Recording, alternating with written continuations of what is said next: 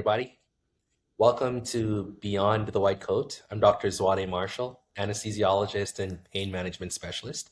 I'm also the CEO and co-founder of Doc2Doc Lending. I'm joined today by my partner in crime, Dr. Kenton Allen, who's co-founder as well. Kenton, welcome on. Thanks, Waddy. Thanks for having me, and I'm excited to help kick off the podcast here. We're hoping to reach anyone who's listening, particularly health professionals who are entrepreneurs at heart, who are thinking about a change, who are concerned about their journey not being typical and want to figure out how to do more with their careers, with their professional lives, with their personal lives. And so it's not a finance podcast, it's really a journey podcast. And so we'll start there. Let me share, though, I know many of you may know us, Kenton and me, as a pair. Some of you may not. Now that we're over 14,000 applicants, over $300 million worth of applicant money, and having funded now 180 million in loans, many may not know the origin story of the company and how we got together. So I think this podcast for today's episode will serve as kind of a long form of some of the questions that we get after we speak at conferences where people want to know the details. Like, how did this actually happen? How did it work?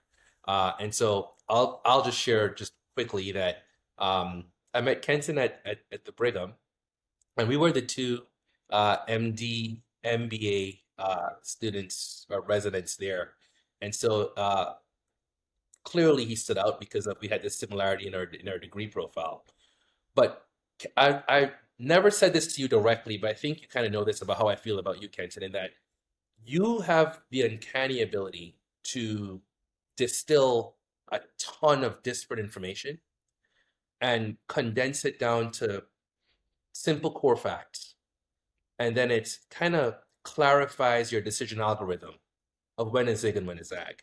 And so over the years, Kenton's someone that I call about my personal and professional decisioning because you just need to kind of give him a summary and he'll repeat it to you in the way he understood it and then clarify his recommendation for me. And so there was no better person for me to team up with. In the day of Chat GPT, that function is becoming a commodity here. So I think repeating a set of facts and offering advice, but it's very kind of you. Those are and I don't mean to derail your introduction, but if in terms of this podcast and what the vision is, we hope that this will be a way to have those types of interactions amongst doctors. When you hear what someone else is thinking about a similar situation, it can be really impactful. And even with Chat GPT and Claude and Grok out there, these sort of collegial physician-specific interactions go a long way, and so there'll be a lot of different stories. We're gonna share ours, and I'll let Swati get back to his, but I share your enthusiasm here, Swati. Yeah. So I'll start by one of the things that I think we want to touch on is kind of what are the grounding kind of stories that morphed us into being co-founders of a finance company while we're also physicians. And in my case, I remember being consistently plagued by feeling like an imposter, right? I got to Harvard on day zero, and they announced that there's going to be an AKT zero exam, like a test. Like I got tested on day zero, and I was mortified by the whole thing. I just sat through the introductions where the program director mentioned that we've got someone in the room who was a commander in the Afghanistan army. Someone else was like a pianist at the Royal Orchestra. And there I am thinking like I don't belong. Did the first exam and completely bombed that AKT zero, and then spent the rest of the summer studying for the AKT one, right? And this feeling of just not like never fully belonging. So I consistently felt this imposter syndrome. I'm an immigrant, moved here when I was 17 years old. And so this otherness feeling was one that I'd grown accustomed to. And professionally, as I was in medical school, in residency, I was pretending to be an academic. So the entire time I knew that my persona, the fact that I'd come from a single parent home where my mom was a teacher and earned, 54,000 bucks a year and raised two kids, uh, there was a financial motivation to my decisions in where I was going to end up post training. And I know that as folks kind of contemplate private practice or academics, I always knew I was going to be in private practice. But the language or the currency of success in residency was research, presentations, and appearing to be an academic. And so the moment I had the opportunity to kind of vet job opportunities, for me, my first feeling of real professional success was getting that first job offer, right? Where I came out of training at a time when the market was great for anesthesiologists and had competing offers, and the one that I chose offered me almost 10 times what my mom earned.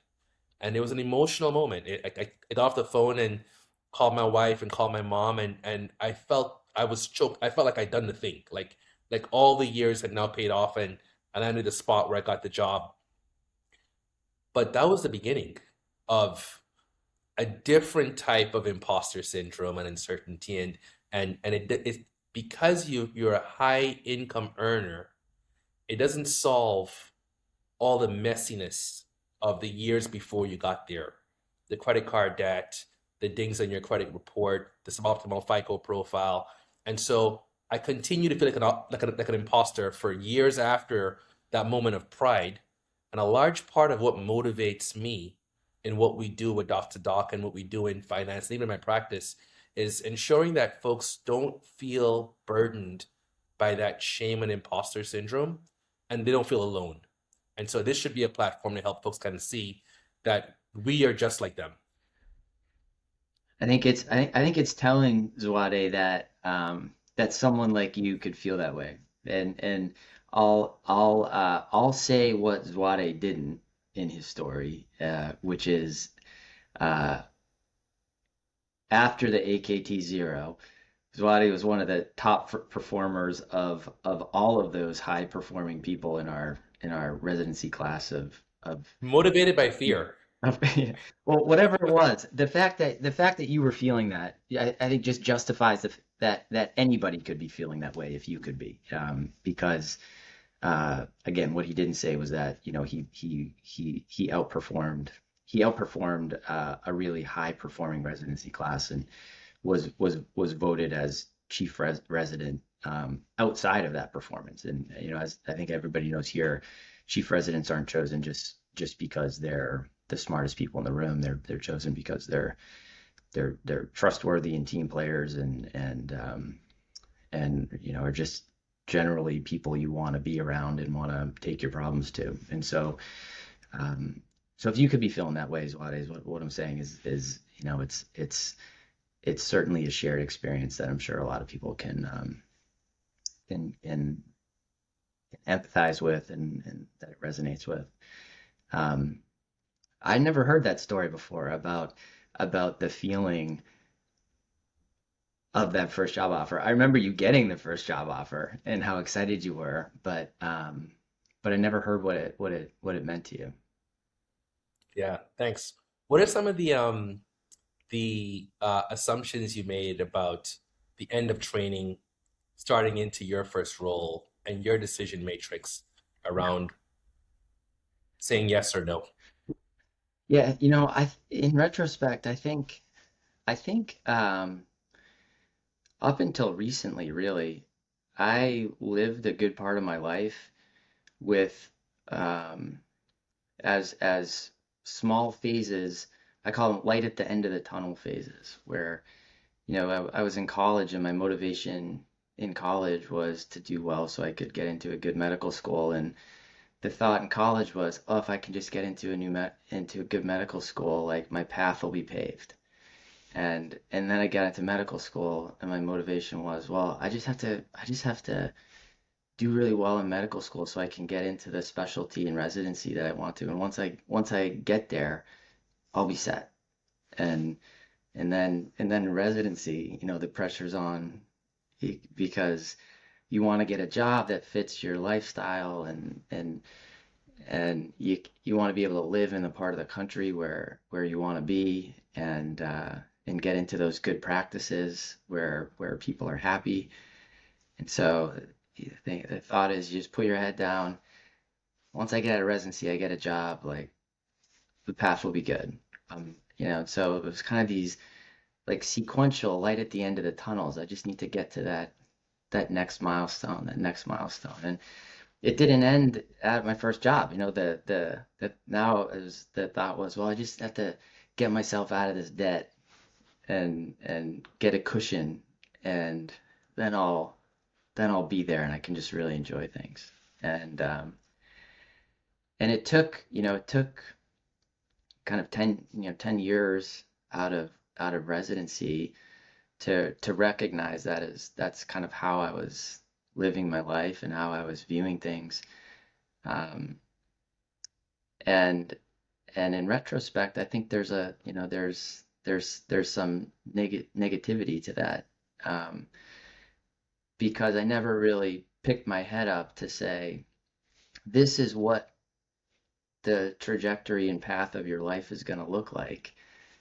Sure. And there's a lot of mini decisions along the way that can make things really enjoyable. And so, to directly answer your question, how did I think of those first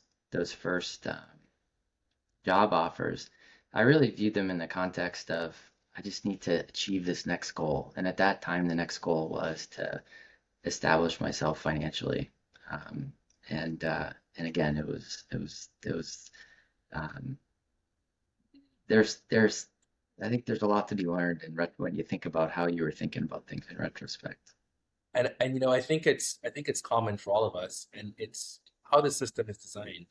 The medical education system, it's becoming even more expensive, for one, but we're trained to be exceptional clinicians. That you learn the diagnostic algorithms well, you know how to conduct a good physical exam and treat people well. We've got a really good healthcare system from a competence framework, but we spend no time thinking about the whole human, the doctor that's going to have to deal with the psychological and emotional stress of caring for the sick day in and day out, of balancing the time requirements of having a busy professional practice and also having a family, dealing with spousal needs and their emotional demands on us as well, and then kids and extended families. And where do you find the time for your other interests? In both of our cases, we are entrepreneurs at heart, and we have other itches we want to scratch. You play tennis, and you're an athlete. You run, you do ultra marathons. I don't, but I like to do stuff. I like to party sometimes and hang out with my friends. But how do you balance all the things that's required to be a whole human, especially when you've got this stressful, super intense Superman, Superwoman title on your day job? And I think it's a large part of why burnout is so high amongst us, because we're not trained to think about or cope with those things, and we go lockstep from point A to point B to point C, hoping that there's a destination that you get to when you'll finally be happy. And the journey in of itself is quite miserable at times. Yeah, I'd be curious to hear how you answer the same question, but I'll give you my answer first.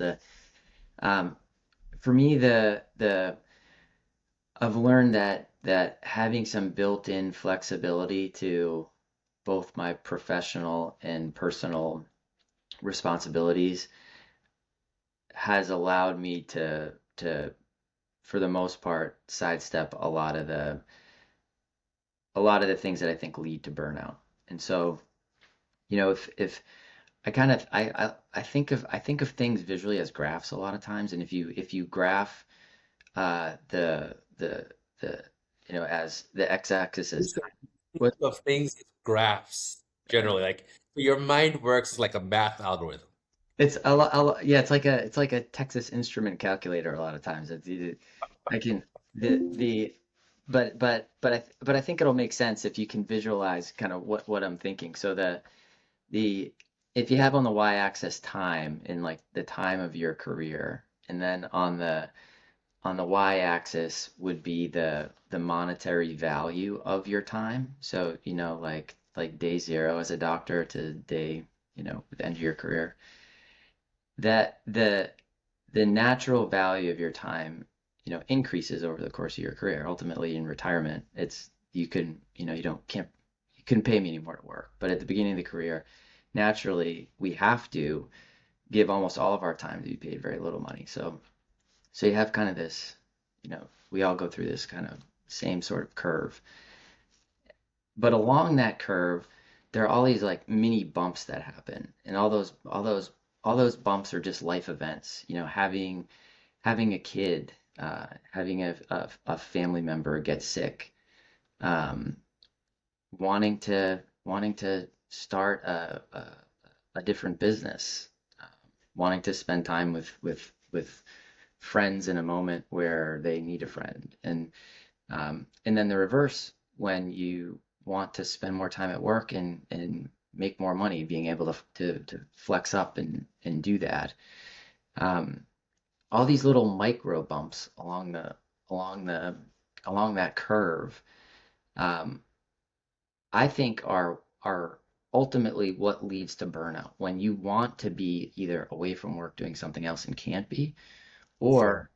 or or you want to be earning more money, um, but can't flex up um, at that point in your life. And I think those again lead to burnout, and then just general stress when you can't match your goals with your expectations. And the way that um, I feel like I've been able to weather a lot of that is to just build into what my professional and personal responsibilities are an ability to flex up and down. And sometimes that means that if you were to compare me to my peers, I probably make less money on a day-to-day basis, but I probably have more ability to flex up and down than most people. And so it's not necessarily a wealth building tool, but it is a I think resilience building tool.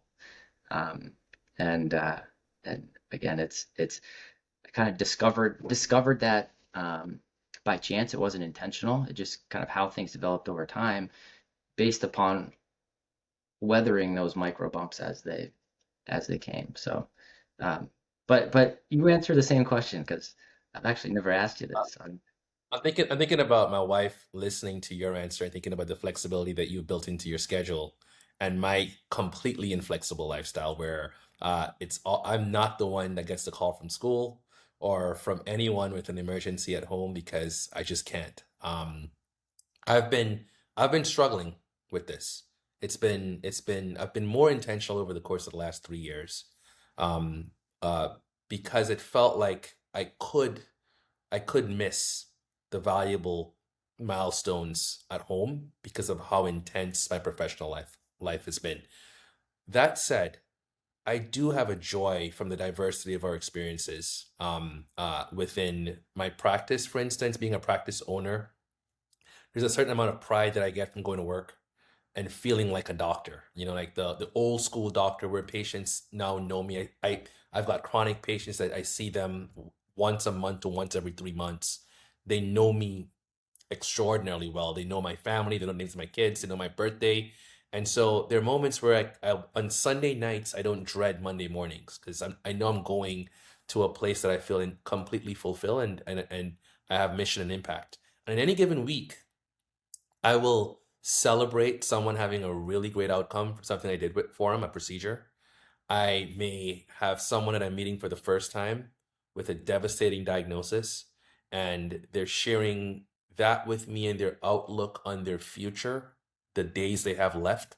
And I get to kind of contemplate their mortality and my own and put myself in their shoes and how I would feel if I had that diagnosis too.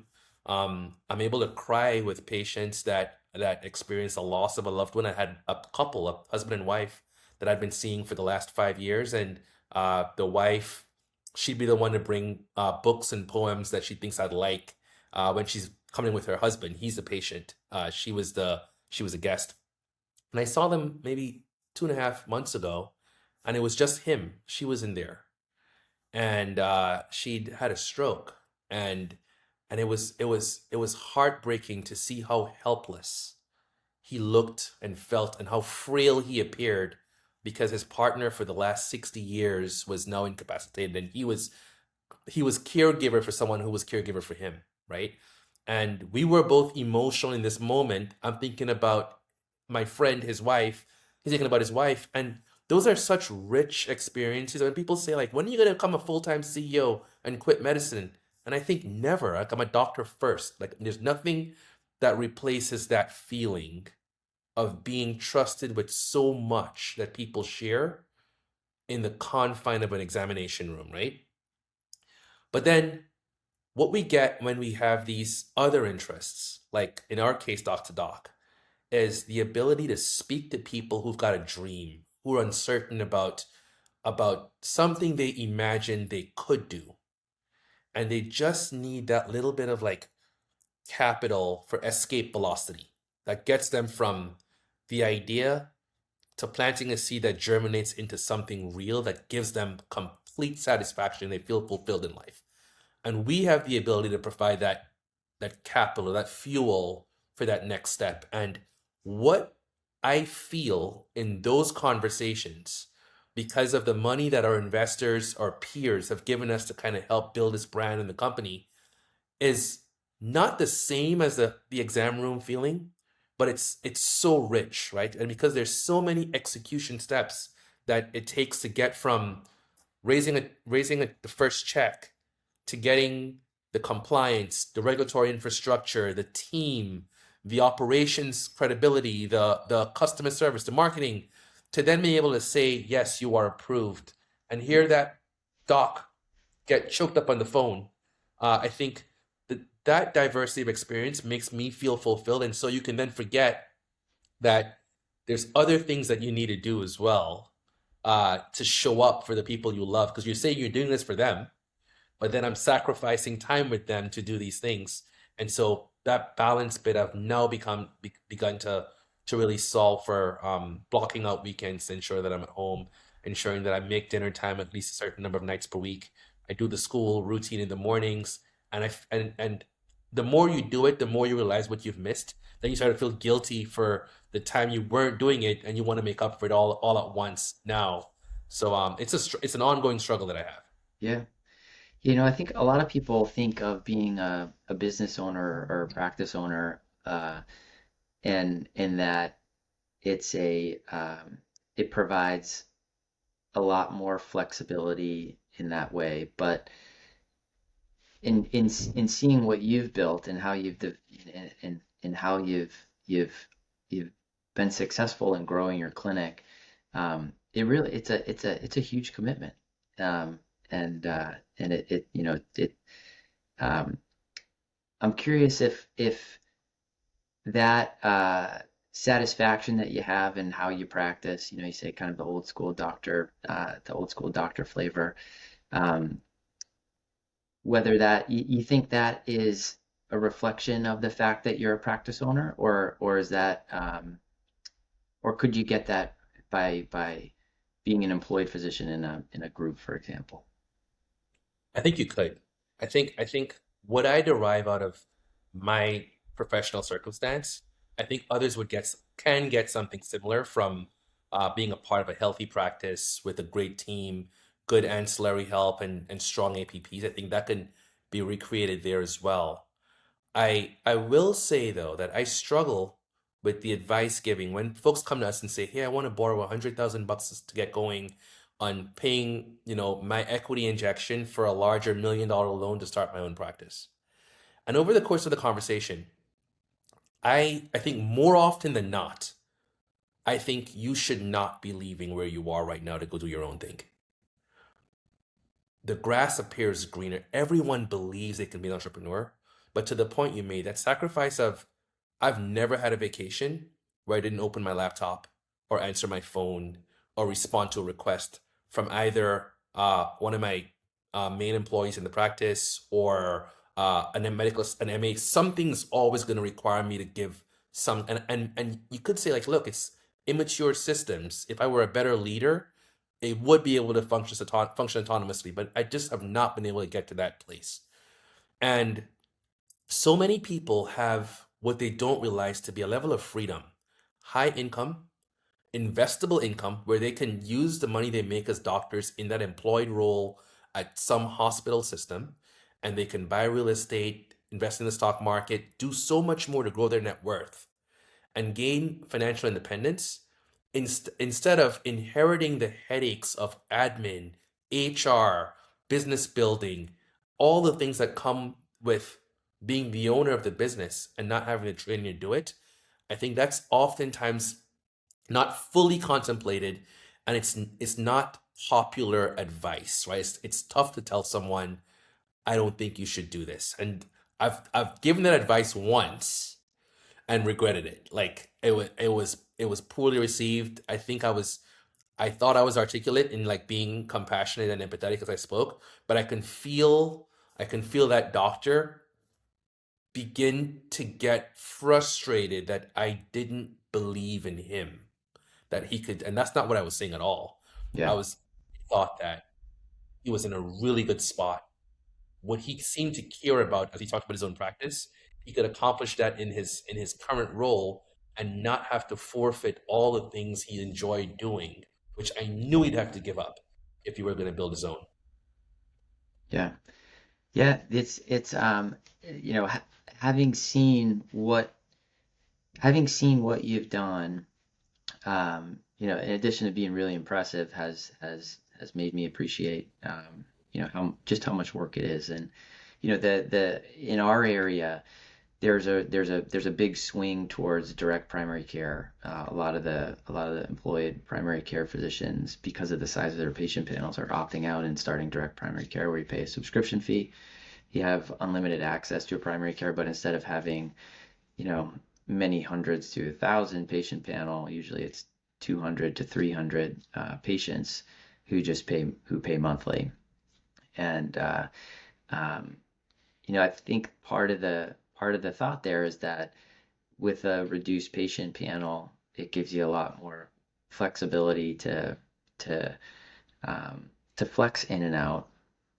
But in speaking with some of those folks, that's not always the case, because just as you said, you're kind of always on, even though it's fewer people. Um, it's a 24/7 job, and so So my doc is a DPC doc, right?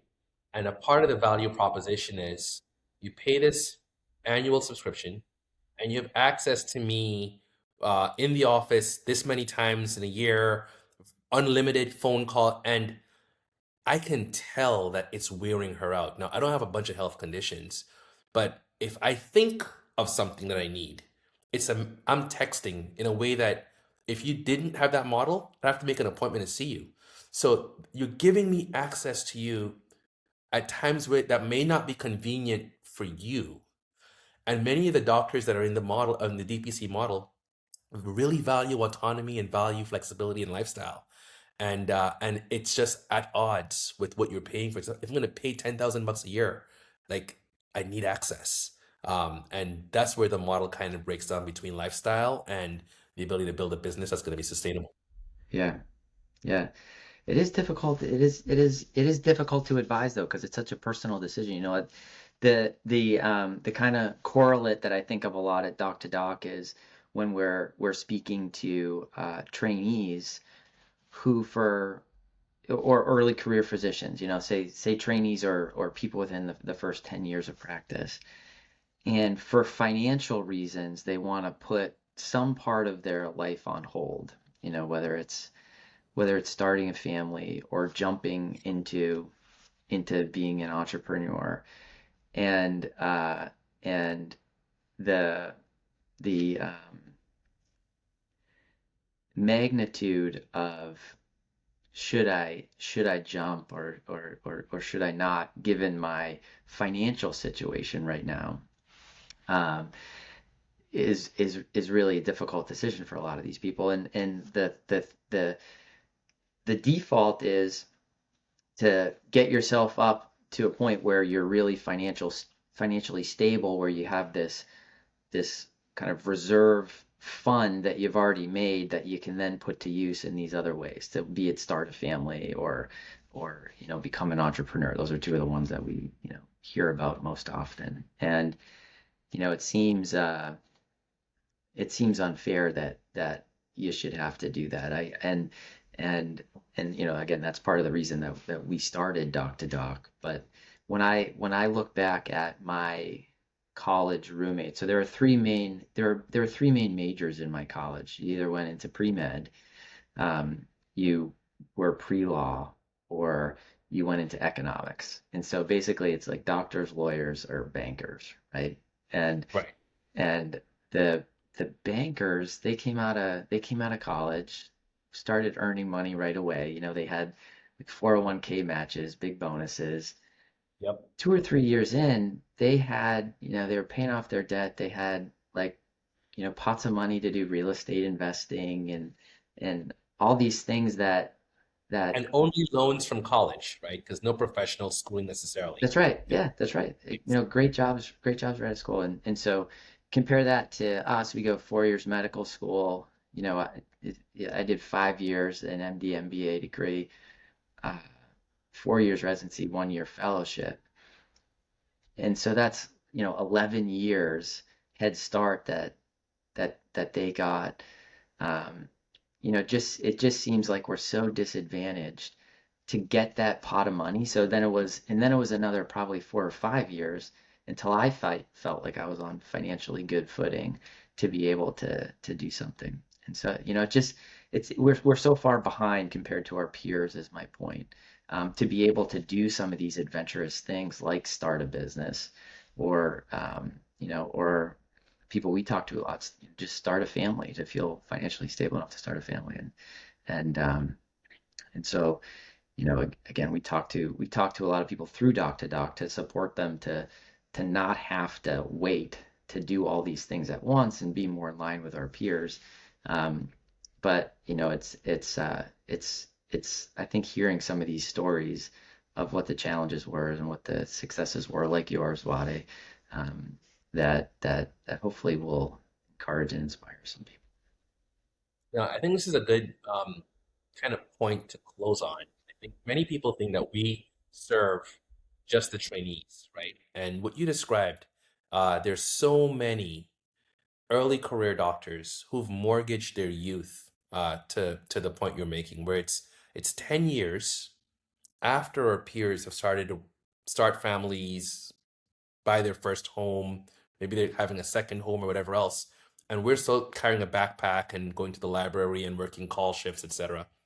And you hear the stereotypes of doctors who are just bad with money after. Well, it's hard to be responsible with money when you've kind of waited 10 years of delayed gratification.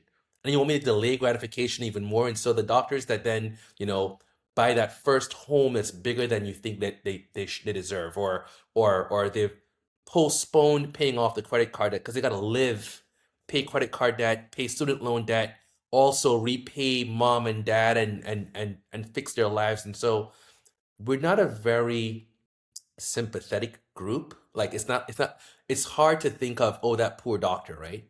Um, but when you're inside the sorority, the fraternity, and you know like what it feels like to carry around the debt load, and people think you're doing so well financially, but you know that the cash flow is a struggle every month. We're here to help with that complex, so to speak. That uh decision matrix of, when do I borrow for my professional dreams? Which path do I embark upon? If it's starting my own business, if it's expanding my current role into doing something like consulting while I keep my day job, if it's just borrowing to clear up the debt and have a stress-free, low-risk way of paying it down, being able to prepay early to eliminate any of those fees that some lenders have. This is all meant to feel like it's USAA for docs, right? Like We are just like you. We know the pain points. We've lived it ourselves, and we're trustworthy. Like our brand does well by treating our peers well. Like we're not looking to extract every dollar from the loans. It's not an APR play. It's more of an enterprise value play. And so people should come back, and they are. 1 in 3 of our doctors come back for a second or third loan from us, and we're really proud of that. So, Kenton, any closing thoughts for our audience members? No, we just hope that you enjoy these conversations. Again, the thought here is that we bring in a diverse group of really interesting people who have what we think is a great story to tell. And as we started with, we won't just be focusing on the professional, but the personal. It won't just be a financial profiling. It's really a whole person. And and just like I've benefited from being able to bounce things off Zwade over the years, uh, there's a there's a really strong group within the Doc2Doc community that we've been fortunate enough to come to know, who we really want to share with everybody else, so that anyone here can benefit the same way that we have. And so I'm excited to kick things off with you here, Zwade. I learned a little bit about you today, which was great, and so I'm excited to continue the conversations. Thank you so much for sharing the stage with me today, Kenton. Always a pleasure to have you on. Um, Final message, there's no single right path, guys. Careers evolve, and that's okay. We're here to be partners in that journey with you. This space is for you. Your story belongs here as well. So follow, subscribe, join the conversation. Please leave comments and let us know if there's anyone you want us to invite to speak with. Happy to take your questions. Bye.